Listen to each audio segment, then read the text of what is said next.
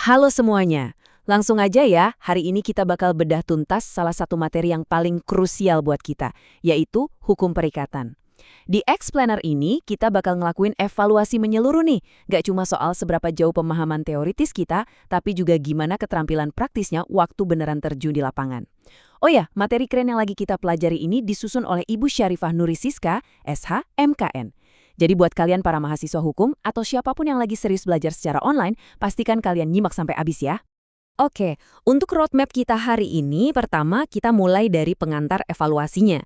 Terus kita bakal lanjut ke teori dari para ahli dan KUH Perdata, ngebahas indikator pemahaman teoritis dan praktis, masuk ke analisis kasus yang pastinya berbobot banget deh, dan terakhir kita tutup dengan kesimpulan plus daftar pustaka. Kita masuk ke bagian pertama nih, pengantar evaluasi hukum perikatan. Nah, kalian mungkin nanya, kenapa sih kita harus repot-repot ngeevaluasi pemahaman kita soal ini?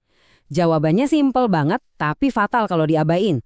Hukum perikatan itu ibarat jantungnya, fondasi utamanya dari semua kesepakatan hukum dan bisnis. Kalau kita nggak paham betul seluk-beluk hak dan kewajiban, ya perikatan itu sendiri. Gimana kita mau ngelindungin hak klien kita nanti? Bisa-bisa struktur bisnis yang udah dibangun susah payah, hancur berantakan gara-gara fondasi kontraknya rapuh. Lanjut ke bagian kedua, teori ahli dan KUH Perdata. Di sini kita mulai ngomongin landasan normatifnya. Kalau bicara landasan, kita pasti merujuk ke Kitab Undang-Undang Hukum Perdata atau Burgerlijk Wetboek. Fokus kita ada di buku 3 ya, tepatnya dari pasal 1233 sampai 1864. Tolong ingat baik-baik, ini bukan sekedar deretan pasal mati buat dihafal pas mau ujian aja.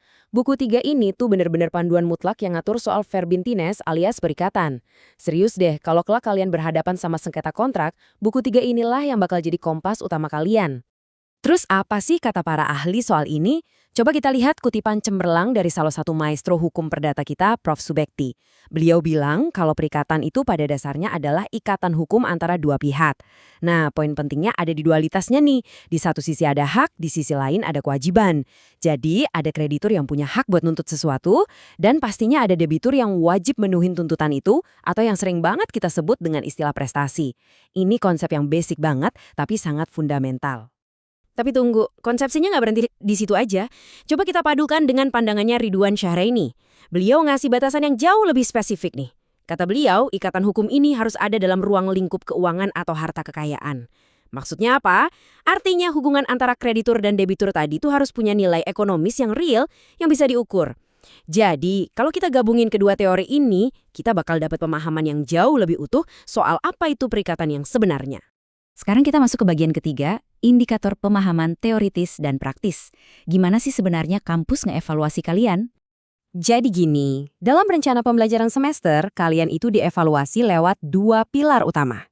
Pilar pertama itu pemahaman teoritis. Oke, kalian mungkin di luar kepala hafal apa itu asas konsensualisme atau syarat sahnya perjanjian. Keren, tapi bisa jawab soal teori itu baru separuh pertempuran loh.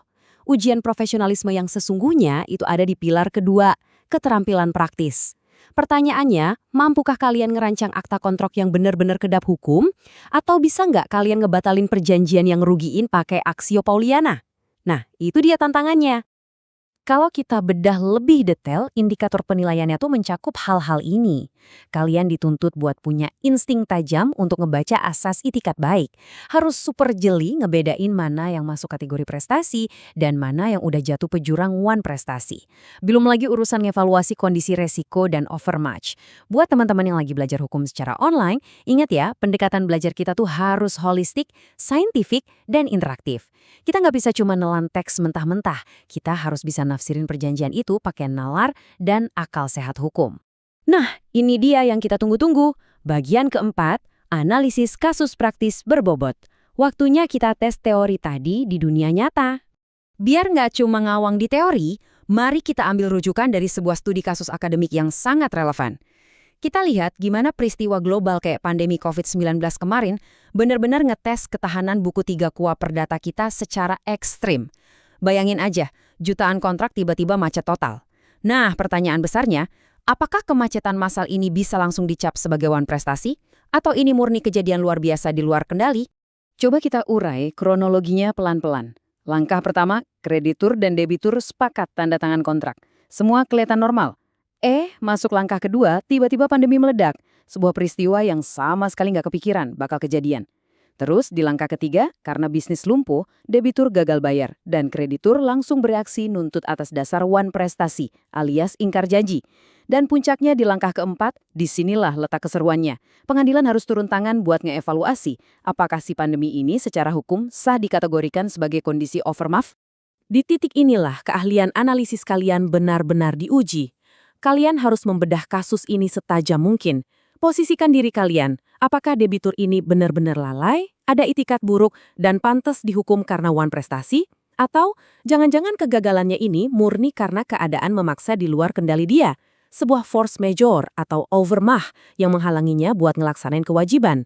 Sehingga secara hukum dia harus dilindungi dan dibebaskan dari ganti rugi. Wah, ini sih benar-benar jantungnya perdebatan hukum perdata modern. Tapi tunggu dulu, jangan mikir hukum perikatan ini cuma buat ngurusin sengketa korporasi raksasa pas pandemi aja. Prinsip-prinsip klasik buku 3 ini nyatanya hidup dan diuji setiap hari di sekitar kita. Ambil contoh sengketa e-commerce, kayak kasus konsumen yang nolak bayar barang pas kurir datang dalam transaksi cash on delivery atau COD. Walaupun transaksinya udah serba digital dan kekinian, tebak apa instrumen hukum yang kita pakai? Yap, kita tetap balik lagi ke asas konsensualisme, kekuatan mengikat, dan aturan wan prestasi yang udah digagas sama para sarjana hukum berabad-abad lalu. Luar biasa banget kan? Oke, kita udah sampai di bagian terakhir. Bagian kelima, kesimpulan dan daftar pustaka. Sebagai penutup, saya mau negasin lagi nih, kalau ulasan akademik yang kita bahas ini emang dirancang khusus sebagai media pengajaran resmi.